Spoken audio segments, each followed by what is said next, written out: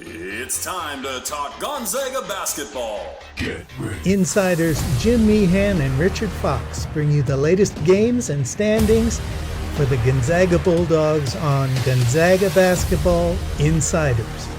Good Monday morning. Welcome back to the Zags Basketball Insiders podcast.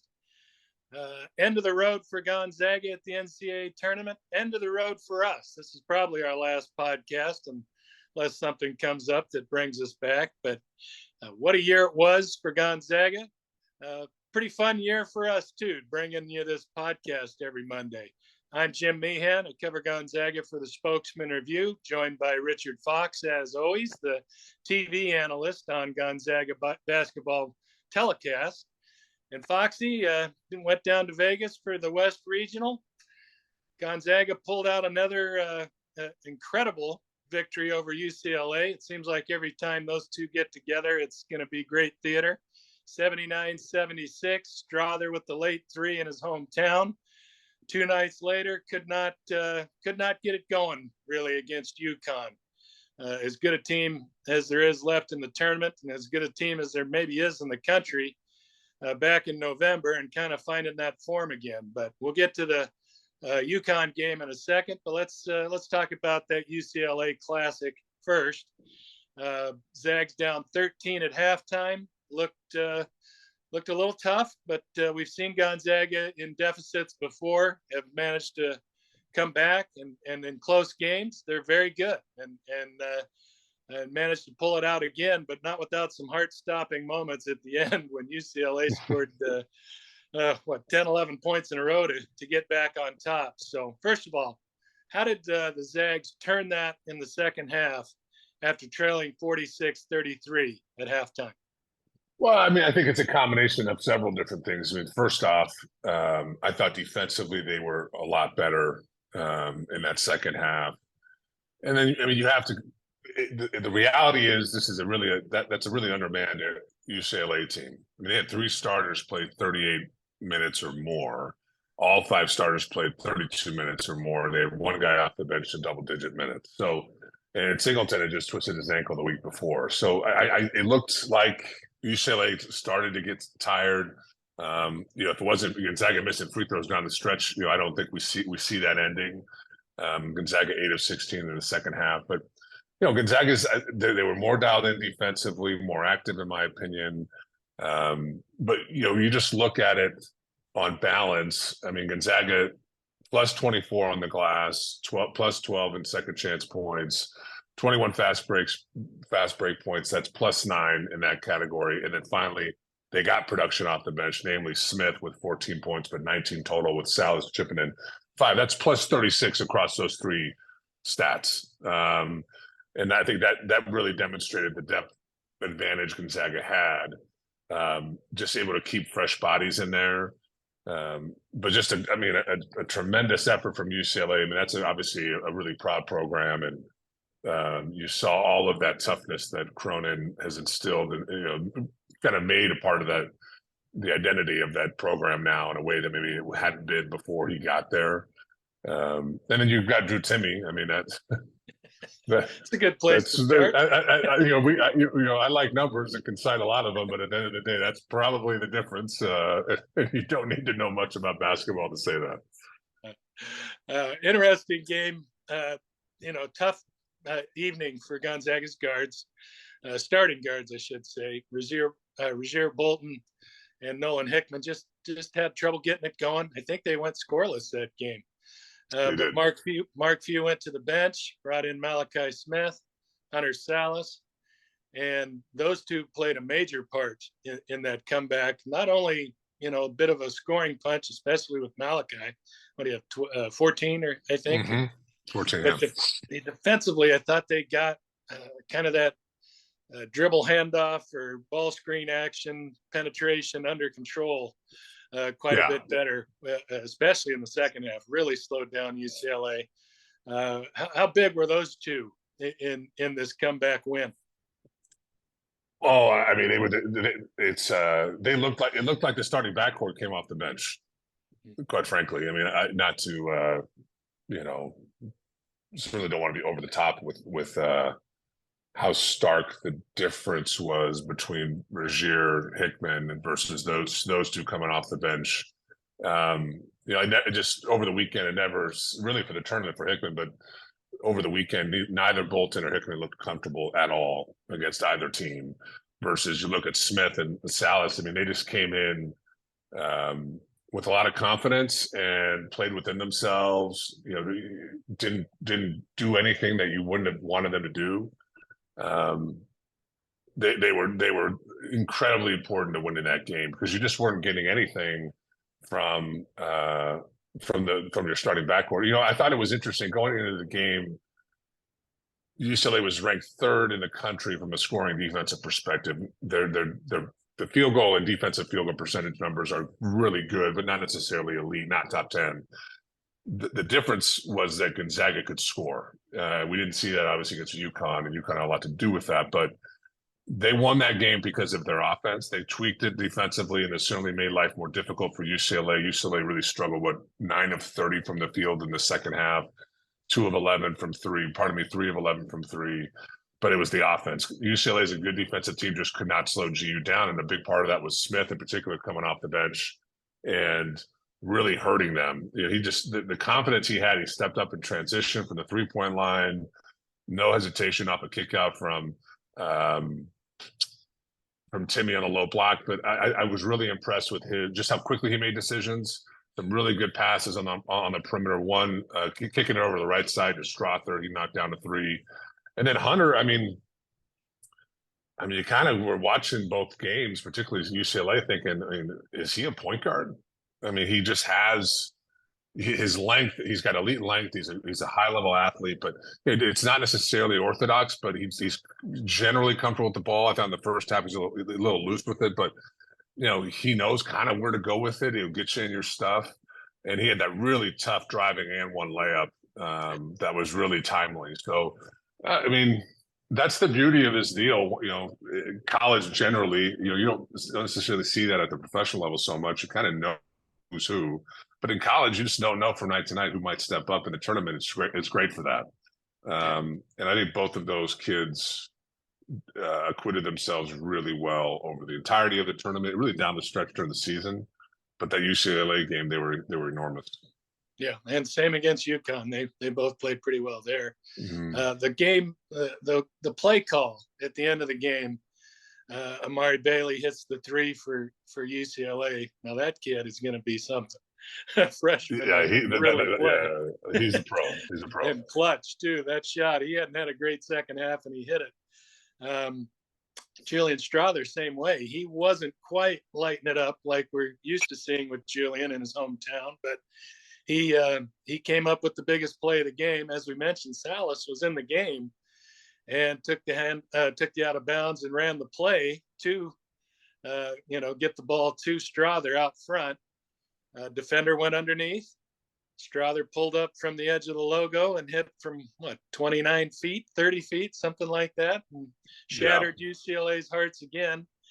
Mark Few freely acknowledged he stole that play from Jay Wright at Villanova's head coach. They ran that to beat Michigan in the title game. I think North Carolina. Yep. I'm sorry, yep. Carolina to win the title game. I think that was Chris Jenkins on that end. Look, we've seen it before for Strather, but man, what a moment to pull the trigger and hit that shot with his dad, I think his sisters. He's got all kind of family watching from about 15 feet behind the bench. And when he went up, I have to admit, I kind of thought it was going to go in. It felt like the BYU shot all over again. Yeah,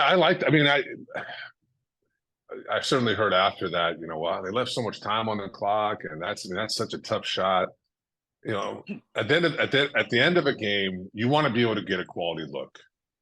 You certainly want to be mindful of how much time's left. Depending on who you are as a team, the type of shot, you may have a preference. But I mean, how many times have we seen Kansas State had the same type of situation, couldn't even get a shot off.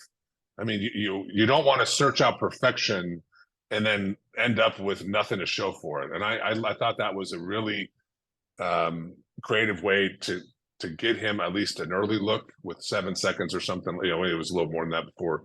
Obviously he pulled it before the shot went through, but my understanding was the idea was, look, we're going to do the handoff. If you've got it, shoot it. If you don't, put your head down and get to the rim. He's got that floater.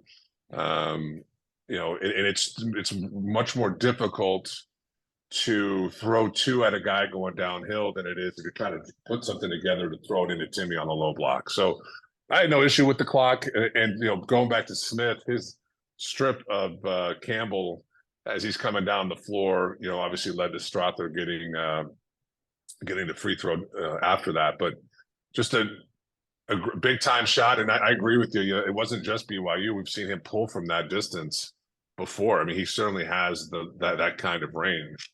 And couldn't be happy for him. I think that's a great point, Jim. I mean, to do that in your hometown with your family there, friends. I mean, that's a moment that he'll live with the rest of his life. I mean, it adds a layer of uniqueness to a shot like that you don't normally see. Yeah. Heck, he did it against Xavier. Yeah. A little more lost in the background because it wasn't right at the end, but I think there was 2 big threes in that game. Mm-hmm. He's probably hit of all the threes this year, and Rozier is in there. Nolan hit a big one at BYU and a monster one at was Santa Clara. Santa Clara, yep. But heck, Strather's got to be at like 5, 6 and counting on threes out there when they really needed it. Interesting thing, somebody pointed out to me, a Bailey's 3-pointer. Apparently, and I didn't notice this live, apparently he ran out of bounds on his own volition along the baseline before he came back in, caught the pass and hit the 3. Hardly ever gets called is what I understood from some of the people in the know, but that is not technically legal, apparently, that maybe that shot shouldn't have counted. I don't know. I tried to find out more on the rule. I thought as soon as you established your feet again, yeah, that's what I thought too. I don't know. Maybe I'm confusing it with the NFL rule. Who knows? But he hits the 3. Regardless, clutch shot for that kid to put them ahead, and Strather answers it. After the game, Mick Cronin was very upset about the officiating. He felt his guys are getting kind of beat up on the drive, especially around the rim.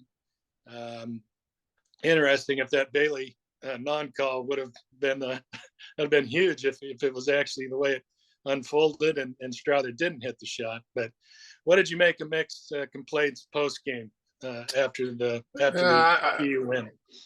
I thought it was disappointing.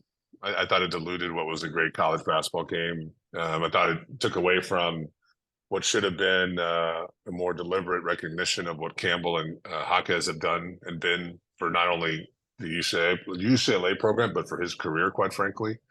The amount of winning that they've done, the secret is coaches don't win games. They do what they can to put players in a position to win them, and certainly can have an impact during the course of a game. But, at the end of the day, players win. And I just thought it was kind of classless and a little bit distasteful just to kind of go there right away. Watching it live, I certainly, it's college basketball, the officiating, and, I've got my soapbox right here. We can talk about officiating whenever we want on this podcast, but the quick version of it is the officiating generally is not good in the college level. So, if you were to rewatch that game, I'm sure there are missed calls all over the court for both teams. That the officiating, in my opinion, didn't play a role, just like it didn't play a role in the UConn game. The UConn was going to roll GU either way, the way that game played out. So I thought it was disappointing. Just a little, just diluted what I thought should have been. I watched them in the press conference after the game, and you've got these 2 studs next to you, and he gave a little lip service to both of them, but it certainly stood out in stark difference to how Mark handled his press conference after the loss. I mean, you have to. It takes 2 to make these classics games. Right. If you don't enjoy the way Jaquez plays and operates down on that mid-range post moves everywhere, and Tiger Campbell, and you can add Bailey to that list. They've got a big three like the Zags have a big three. Yeah. And that's what makes it a kind of a fascinating matchup. And you get those kind of games that you will never forget those games. That one and the one in 2021 in the Final Four. There was the late heroics, but the play-by-play of those 40 minutes was outstanding too. So, well, you go all the way back to 06, and I mean, I can understand. I mean, UCLA, if they're fully healthy, is a Final Four team. Yeah. And I can understand that there's disappointment, even some anger about just kind of the raw deal that they had down the stretch. I mean, they were clicking, and then you play Arizona, Clark goes out. Then your big kid goes out. I mean, those two guys are all defensive team guys in the Pac-12. I mean, that changes, and so now instead of playing 5, you've got 7, and now you've got a full complement of players that might open up things for Andrews off the bench, where he's asked to do kind of go back to his original role. So I thought it was remarkable that they made the run that they did, they being UCLA, given the amount of injuries that they had. I thought it really it spoke volumes about that program and those kids. And I just thought, come on, you've been doing this long enough to know that it sounds like sour grapes, and it cheapens the whole deal. Yeah. Interesting to see what happens to UCLA from here. They have high level players coming in and in the program itself. Same thing with Gonzaga. It'll be interesting. We'll get to that here in a bit, but let's move on to UConn. Gonzaga UCLA was an instant classic. Gonzaga UConn was not an instant classic. Did not take on that vibe. Although the first half was pretty interesting, the way the Zags chose to guard, especially Andre Jackson on the perimeter. And Zags were down early. Looked like UConn had kind of established some things, and then GU got it going. Malachi Smith got the Zags in front with a 3-ball, I believe, 25-24. But then very key stretch at the end of the first half, in my opinion, was when Timmy got a second. I think he went to the bench, much like the TCU game. Zags kind of inched closer. We're keeping it pretty tight going into the break, and then that 3-pointer right before half, before the avalanche of the second half. But that 3-pointer right before half, I thought, in fact, we do a thing called the key moment in the write-up of the games, and I put that down immediately as candidate number 1, soon to be followed by what we saw in the first 5 minutes of the second half. But I thought that 3 really started the bad omens that came GU's way in the second half. Yeah, I mean, it was watching it. You thought to yourself, man, Gonzaga hasn't even played that well, and they're in the game, and they weathered it with Drew out, and then that 3. I don't disagree. I thought that was a bit of a backbreaker, just emotionally. It's now it's a 7-point game. It's not a 4-point game.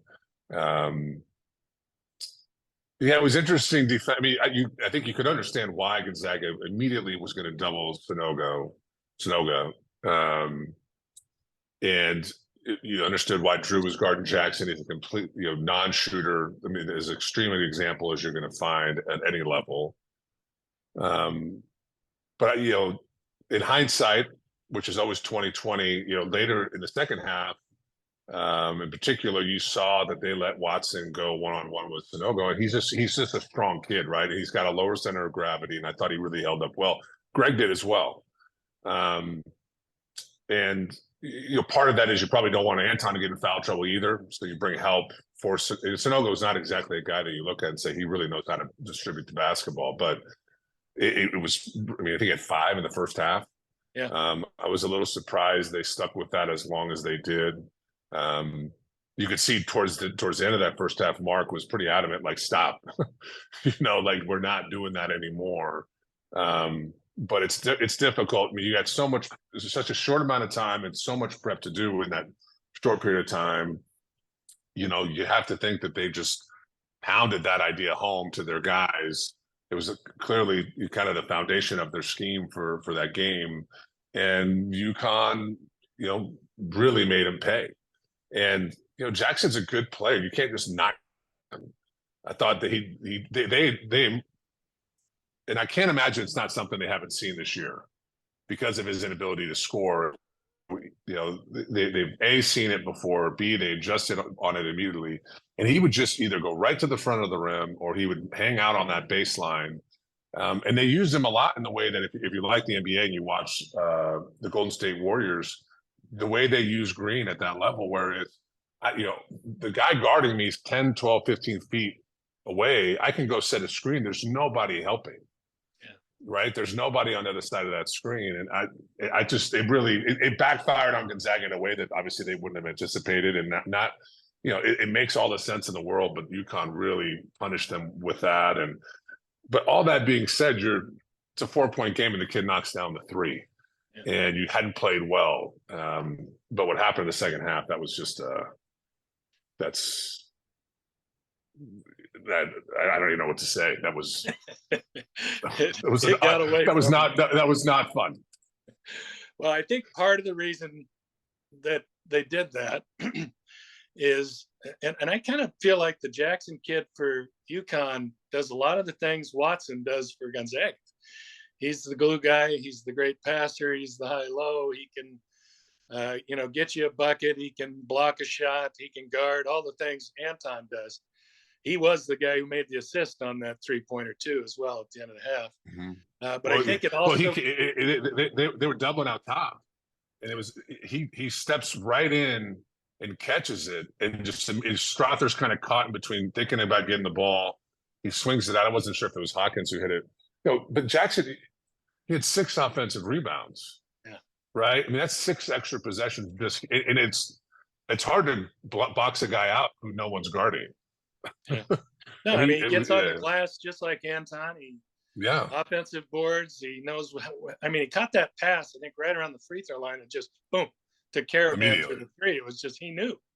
And so he kind of equates to me just what Watson does and they even guard him similar. They sag off of Anton a lot of times. But what I was getting at too is I think it got Drew off of Sanogo, which I'm certain, I would guess the Zag coaches are thinking, we got to have Drew for 35, 36 minutes. He's going to have to score 25. We're not beating UConn 65 to 60, He's got to be, and if it gives them a little break defensively from guarding Sanogo, who's 250 and then just cut out of a stone, I think maybe that was part of the thinking as well. But look, it didn't work out. UConn is complete a team as I've seen all year, and that includes Texas, Purdue, Alabama, all the ones the Zags saw, and at this point playing better than anybody in the tournament. Not to say they couldn't lose, but if they play the way they're doing, I told this to somebody after watching them take apart Arkansas, who is not the greatest team, but they're kind of doing what they did the year before when they got to the Sweet 16 and beat the Zags. Very physical, aggressive, offensive rebound, do a lot of the same things. And UConn absolutely took them apart. And somebody asked me about the matchup with Gonzaga, and I said, well, if UConn plays like that, I'm not sure there's a whole lot Gonzaga can do. I know they'll battle and do their thing, but UConn was at a different level. And I think that's pretty much what we saw out of UConn again. We'll touch on this real quick. Drew got the 3rd and 4th fouls right out of the gate in the second half. The 4th one obviously was the controversial call underneath, kind of locked up with I think it was Jackson he locked up with. Elbow got a little high, but in an NCAA tournament scrum under the basket, literally away from the ball, as it turned out, I believe too. That probably happens about every other trip down the floor. Got called for it, went out of the game. I think the margin was 10 and somewhere around 18 to 20 by the time he got back in. As it played out, obviously, it didn't have an impact on what was going to happen. Now, if he'd have come back in and it was 18 or 20 or whatever, and the Zags fought back and got it to 7 or 6. You know what I mean? Then there would have been some serious Right. second questions on that. But a shame in a way that it took him off the floor.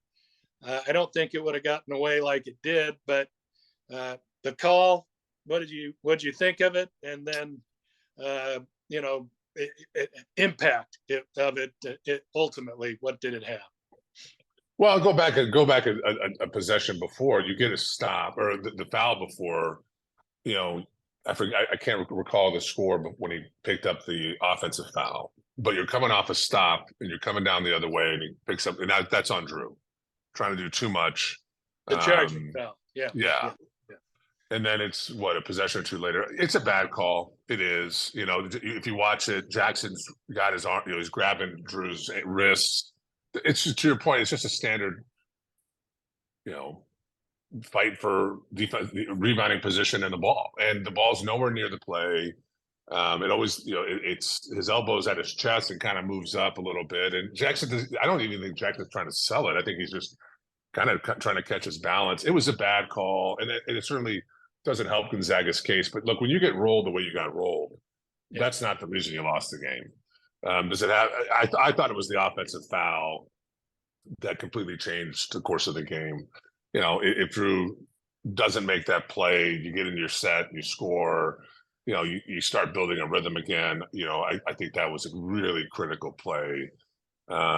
So, yeah, I mean, bad call doesn't impact the game. You're right. If Gonzaga makes a run now, it's a 5-point game, and he gets his fifth.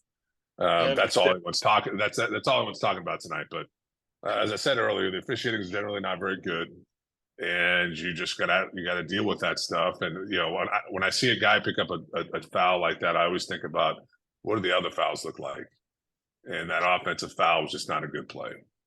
Yeah, I am just an absolute hate the away from the ball calls about 90% of the time, unless you're just drilling a guy and chucking him and dropping him, or the little bump 28 35 feet from the hoop that has no impact, didn't cause any disadvantage.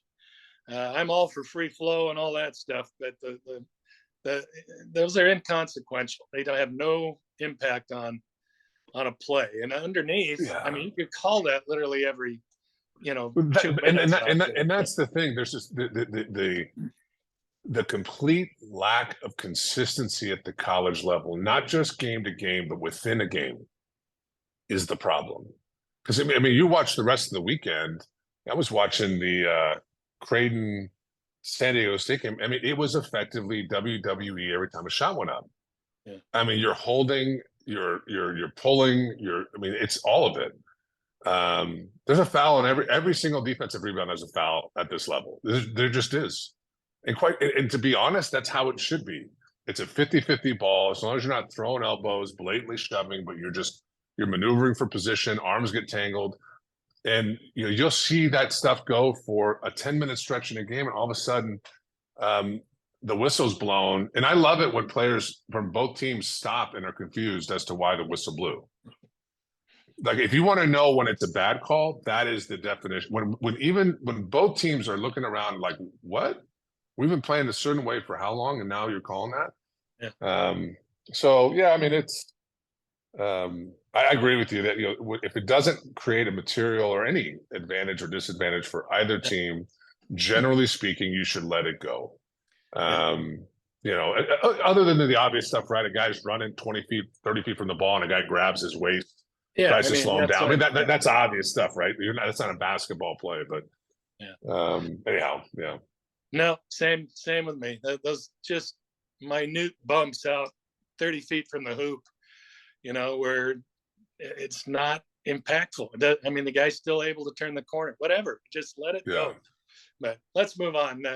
A season like no other that I've covered for Gonzaga. This team was 5-3, had a lot of alarm bells going off in early December. I think if you'd have told Mark Few or anyone in the media or you or I, whatever, Yeah, they'll be fine. They're going to make to the Elite Eight and have a run at 40 minutes from a Final Four. I think we would all looked at you like you might need some medication or something. That ain't happening with what we're seeing. Stop drinking the Kool-Aid. Yeah, but I think in some ways, Mark Few mentioned this in the post game. He's not sure. He didn't think he'd had another team that improved so much from in season. We're kind of used to these GU wrecking crews that come out of the gate and they're beating everybody by 20 and steamroll the WCC. This team didn't do that. This team was taking some lumps, serious lumps, getting blown out a couple of times, and found a way to limit those deficiencies, build on the strengths, and make a run, and really turn into a team that, hey, when they got past UCLA, it was totally flipped. You had a lot more believers that they could go all the way at that point, not just make a Final Four. I mean, that's how far they turned this thing. Really a pretty remarkable run and remarkable growth this team showed over about 2-3 months there. Yeah, I don't disagree. I think you're February 1. If we had, I don't think we were doing the podcast then. If we had done the podcast and we had True Serum and we said, how far do they go in the tournament? I think we both would have been like, maybe they get out of the first weekend. They have really, they've 100% improved in a way that we just aren't accustomed to seeing anymore, because these teams for Gonzaga the last, call it, handful of years have been so good. And just right out of the gate, the talent level's there. You've got pros on the roster, and I always equate it to you're playing on the margins as a staff. I mean, you're starting the year. Everything's largely baked. You're just a little seasoning here, a little tweak there. This year they had to put it all together from day one. It was a brand new deal, and they certainly had some moments, obviously beating Alabama, beating Michigan State, some other good wins. But then you would see the losses, Purdue, Texas, where it's not close, and you couldn't help but have some wonder, what is this team? And then even the wins that they had, close game after close game after close game, this is just not a dominant team. And quite frankly, I think this is about this is the top end of what this team probably could have accomplished this year. I'm not sure they profiled like these other teams where it's, you're thinking from November, this is a Final Four group. I don't know anybody. And that's the thing, you get to the tournament, Jim, this. I mean, it's all these national guys who barely watch any basketball during the year. And if they do watch Gonzaga, they're not watching every game in the way that you and I are, or people that are on the West Coast or within the league. So Gonzaga was playing at their best at the right time of year, and at their best, they are a very difficult team to play against because they could score the ball. But we saw against UConn, if they couldn't score the ball, they can't stop people consistently. And it's one thing against UCLA, who is, a really good team, but Gonzaga for the game shot 50%. This is a team in UCLA that was holding teams down to 40% during the year. But if your offense wasn't there, I just don't think Gonzaga had enough juice with them. But all in all, a fabulous year, and that would be my takeaway. A team that grew, a team that maximized who they could be, and ended up running into a team that's probably going to end up winning it all anyway. Yeah. A tough way for Drew Timme to go out in that kind of game. Didn't have his best stuff, had the 4 fouls. But you mentioned this a little bit, the way he handled it after the game. I didn't do the podium. I went to the locker room, and he came into the locker room and he got asked, basically the same question about, his time, his career, his legacy at Gonzaga. And his first thing he said was, the way he handled it was just almost as you couldn't draw it up better. He said, they let me be me. The coaches, the town, and he was true to himself, I think, for 4 solid years. Never mentioned all the records, the NCAA tournament records, all-time scoring, all that stuff. Never mentioned it.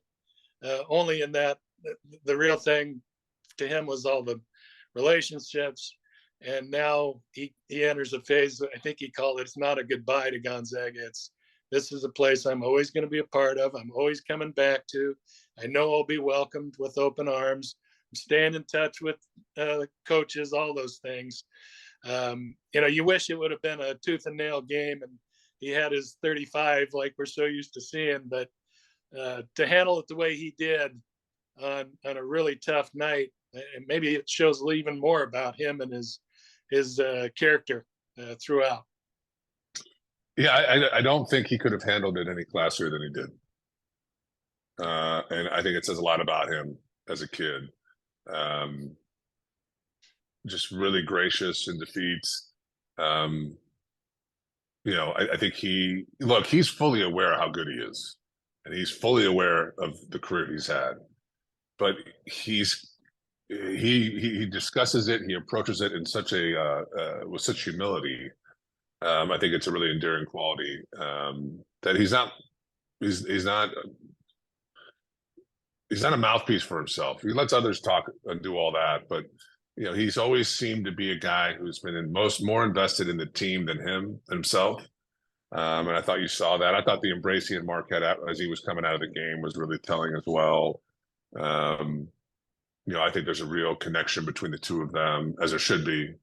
Mark has given him a lot of opportunity, and Drew has won Mark a lot of games, and that's been a great combo for GU. So, I mean, he's an all-timer. We've talked about that ad nauseum. I'll be fascinated to see what Drew does next. Certainly going to keep playing. Where and all that will be fun to watch, but I'll be fascinated to fast forward, call it 10 years, and see if we're watching March Madness and he's up there with Chuck and Kenny, and he's got that kind of personality. I think he could do well in that industry. Yep. Or he'll be the AD at Gonzaga in 15 years, something like that. Yeah, something like that. That's my guess. And I'd be interested. I wonder if he has illusions of coaching, but he certainly seems like a guy who's going to be around sports, I would think. Yeah. But for the time being, he's going to have, the next stage of his career is going to be a lot of fun, and I'm sure we're all attracted from a distance. And I don't think they're going to wait 15 years to put his jersey up on the wall. No, he is a Rushmore player already at Gonzaga. Let's move on. We've got all these off-season questions every year. This year more so than a lot of them, because even with all the kids going one and done and leaving, or declaring and leaving early, the Ruiz, Nigel, BC, all the list that the Zags have had. They've always seemed to have a superstar or two either established, or you knew Drew Timme was going to be great filling Philip Petrushev's shoes. They always had a couple of cornerstones. Not sure if that's the case this time. We'll see. Biggest questions, Julian Strather. I think the way he improved on some of the deficiencies probably the NBA folks told him about last year when he went through the process. Got to be a better defender, got to be a better rebounder. He did those things, and he's obviously got the clutch gene. He showed that he can hit the three ball, and the development of his dribble penetration, floater, get to the rim, those advanced. My guess is he's 80% out the door, as opposed to coming back for his senior season. I'll just go through the guys, and then I'll ask you what you think. Anton Watson's another interesting one. He's a senior, played 4 years. He has the COVID year if he wants it. But there again, he's I don't know how much. I have to assume he's really tied with Drew. I mean, they're best friends. Their games interlock. They feed off each other. Yeah. His game feeds off of Drew's and vice versa. As he had enough, 4 years is a long time. You've talked about that. Sometimes you just want to move on. Anton probably doesn't have the pro aspirations, or at least regarded as a pro like Drew would be. But he can do a lot of things. He could find his way into kind of a role that he's had with Gonzaga. Does everything very well, versatility. So he has pro written on him. I just don't know what level. I don't know what to make of his situation. I know he's a hometown kid. I give him a lot better chance of coming back than Julian. Then you've got Malachi Smith, who I believe we've talked about. They listed him as a redshirt junior. He has an extra COVID year.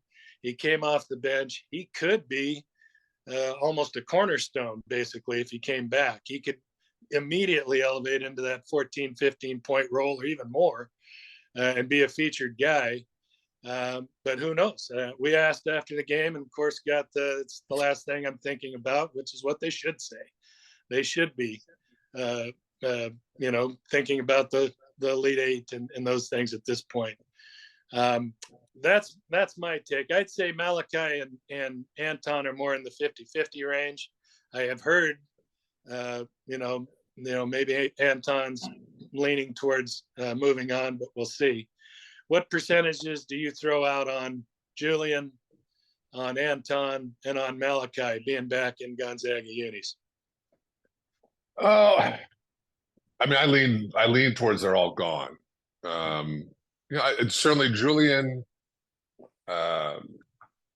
offensively, is a kind of I think he's an NBA player. I'm just not convinced it's right now.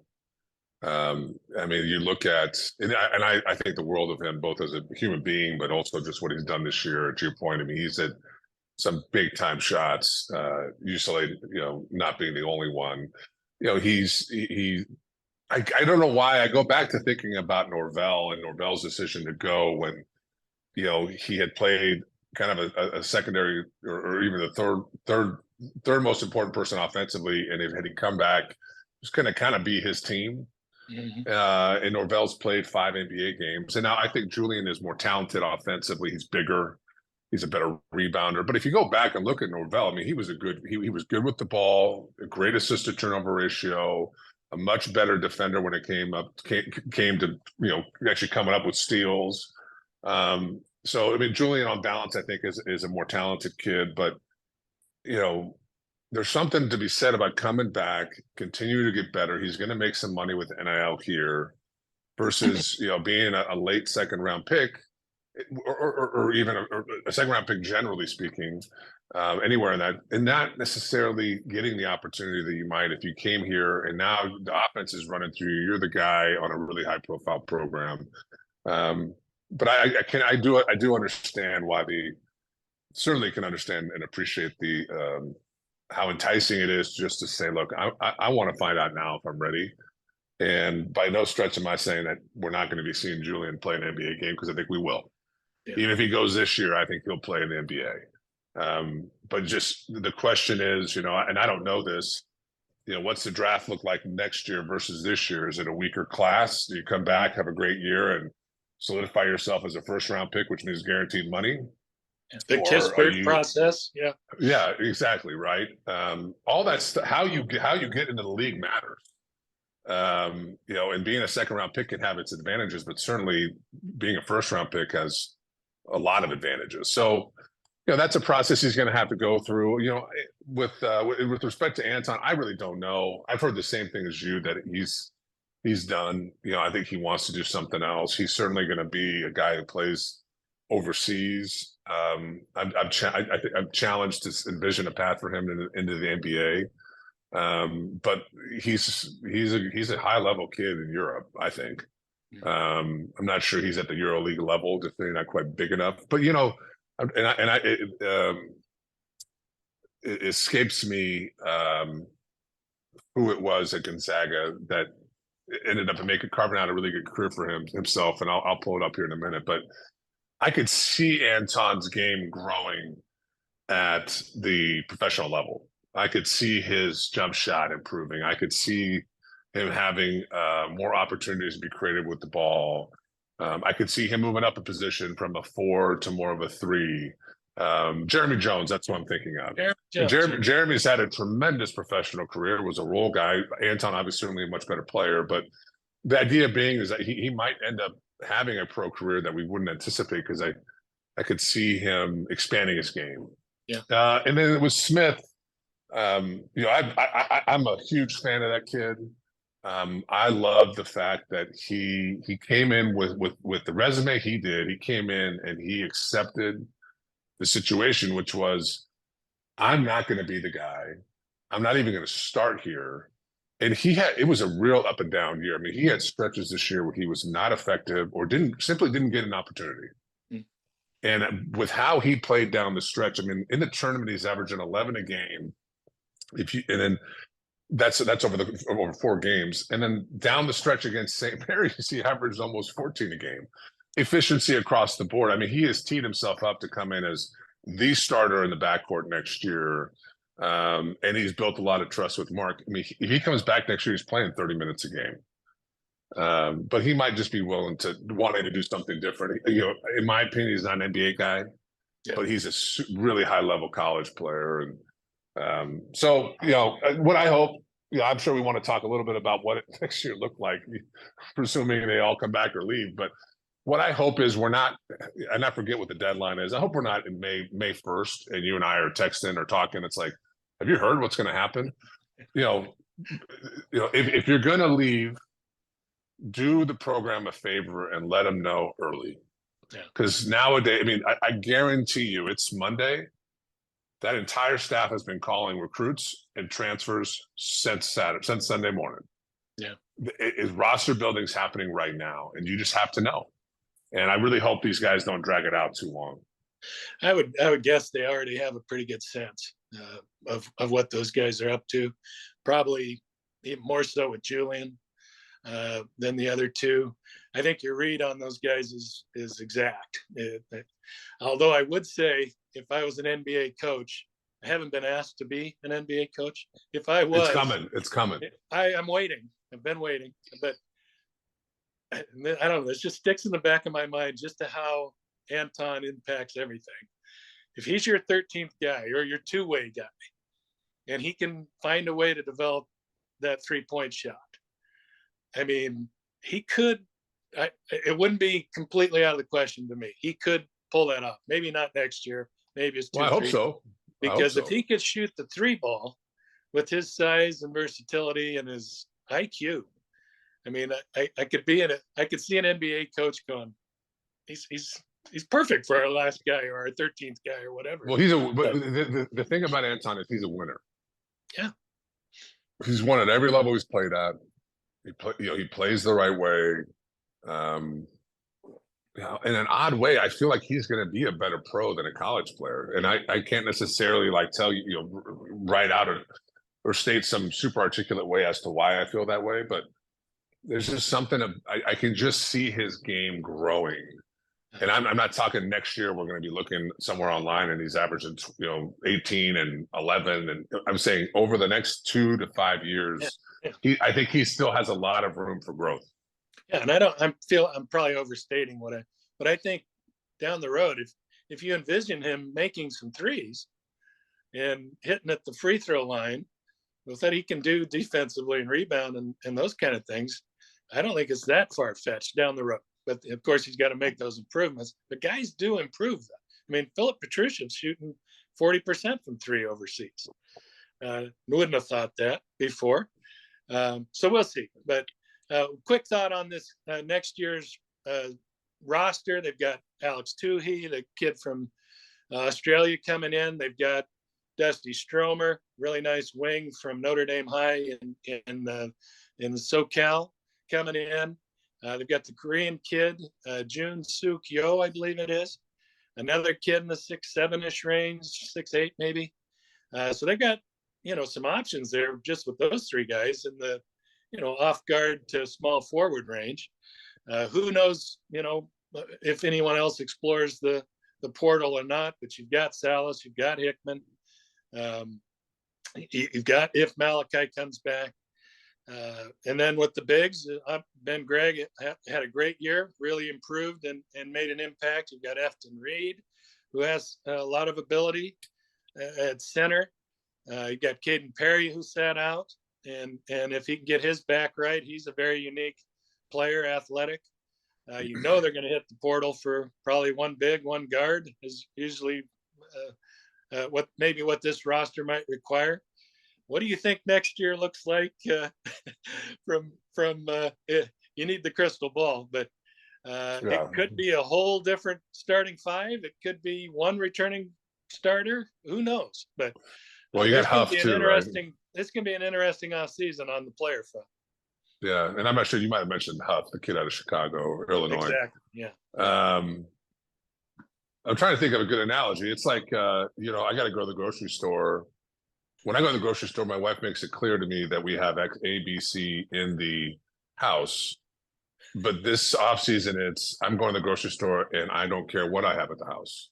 Yeah, you might need chicken broth and you might not. You don't know. I'm gonna get what I want if I can get it. Even if you presume Anton, Julian, and Smith are coming back, they're still going to try to get better at those positions because they're going to want a guy on the other side of Julian. They're going to want a guy to play with Smith. They're going to want a big to play with Anton. There are no limits this offseason. They're not looking at anybody's position and saying that's a lock. Yeah. They need high-level perimeter players. And the idea that they have 4 freshmen, if you include Huff, coming in this next year, and that paints an optimistic picture.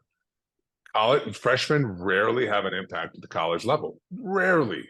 Even the most highly rated guys come in and struggle. And then if they find, and what you hope for is that they find a role that they can excel in, but it is almost never as the lead guy. Look at Suggs and Holmgren. Both of them were instrumental to those teams and had huge roles, but those were not their teams. They were not the most impactful guys on those teams. With Julian, you had all these. You had Ayayi, you had Kispert, you had Nembhard. You had Nembhard off the bench. You had Timmy Holmgren last year. You had Nembhard and Timmy. Holmgren was the third guy, incredibly important third guy, but not the guy. And so the idea that you've got any of these freshmen coming in and you feel good about that, I can't imagine that's the case. You certainly hope one, maybe two can carve out a role, but they're looking for a starting point guard. They're looking for a starting shooting guard. They're looking for a starting small forward, all the way through in depth. So it's going to be fascinating to see what they can turn up in the transfer portal. I don't know if they're bringing in another high school kid, but they're shopping for all of it, Jim, and they're not worried about anybody's feelings. And we'll see what the roster looks like July 1 or June 1. And the guys who come back, you'll have a feel then as to what your role might be. But there's no this is a massive offseason for them. I don't think they've ever had to reload in this way. Yeah. They've always had guys coming back that you could look at and say, that guy could be an all-league guy. Yeah, or even All-American, like Kispert. Yeah, right. Yeah, exactly, right. Or, and we don't know who they're going to bring in as transfers, but they've knocked the ball off. They've knocked the cover off the ball on these transfers. They're going to have to do that 2 or 3 times, and it's a really interesting offseason. If you presume Greg, Salas, and Hickman are the main guys coming back, Reed and Harris, who knows? Even if you presume those two, if you and I had to pick our all-conference teams today for next year, I don't know if we spend any time talking about any of them as an option. Yeah. So they need talent, and they're not going to care what position those kids play. They just want talent. Yeah, no, it's going to be fascinating. It could be 5 new. It could be 2-3 transfers coming in, starting. It could be existing players coming back and getting better. Who knows? We'll have to see what shakes out. I know they're still recruiting some freshmen, high-powered freshmen that are good enough. I know one of them at least to come in and play right away. We'll see. But all right, we'll end it on this, Foxy. The Final Four goes on without Gonzaga. You've got UConn, Miami. I think that's a 4 and a 5 seed. On the other side, you've got San Diego State and Florida Atlantic. Just a marvelous story, what they've done. They're an 8 or a 9. I think San Diego State's a 5, I believe. Not many would have put those Final Fours together. I will confess, my right side of the bracket was pretty strong. I had UConn Gonzaga on the one side. I picked UConn to go to the Final Four. The other side, I had Texas, Miami. I had Texas going to the Final Four and winning it. So I lost there, but I had those two going that far. The other side of the bracket, I was done by day 2. On the Alabama, Arizona side, the Marquette side, I was crushed. I think I had 2 teams get to the Sweet 16. So who you picking? And what do you think's coming out of who's going to cut the net in Houston? Well, I liked Miami the way they looked. I'm not going to lie to you. I know UConn is the run that they're on through the tournament to this point has been remarkable. Yeah. I like Miami's length. I like how athletic they are. They can score it. They're super physical. They've got size around the rim to battle. The freshman big for UConn was a real problem. I mean, he's 7'2", I think they were saying. Yeah. That Miami's got the size to deal with that. So I think Miami comes out. I'm rooting for FAU, but I think Miami comes out with the national championship, buddy. That's my call. Wow. Well, hey, yeah, man. I know. Wow. Upset tournament. Why not? I'm going UConn. I just, as I've told you, when I see it in person, and I saw it in Portland, they took apart great teams there, and they've dominated everybody. They're the most complete team, fewest flaws of anybody that I've seen. I would have loved to see him play Texas, but after watching Miami, that's going to be a great game. I think San Diego State's going to make the final, but I have UConn over San Diego State to win it all. Which, if you're a bettor, go opposite. That's my advice. Yeah, exactly. Yeah, exactly. Yeah. Well, that's going to do it for Foxy and I. Foxy, enjoyed it greatly all year. Love being with you here and hope we can do it again next year. Just great fun to talk Zags with you all year. No, I love it, Jim. We talk about it all the minute the season starts, we're talking about it anyway. It's nice that the bosses let us record these. So hopefully they'll let us do it again next year. Yeah, throw a microphone in front of us. We'll just talk about it. Anyway. Exactly. So, you can find us on all the spots where you get your podcasts: Apple, Spotify, Google. Spokesman-Review website is spokesman.com. Click on the Zags page. All the NCAA tournament coverage is there. I think we had 10 stories one day leading up to the Elite 8 game. So you can find all that. You can find our pod there. Once again, we say thanks for tuning in all season. Thanks to Jesse Tinsley for his great work behind the scenes, and Christy Burns for helping out for several weeks. Foxy, enjoyed it. Take care. Good off season. We'll see you next year. You got it, buddy.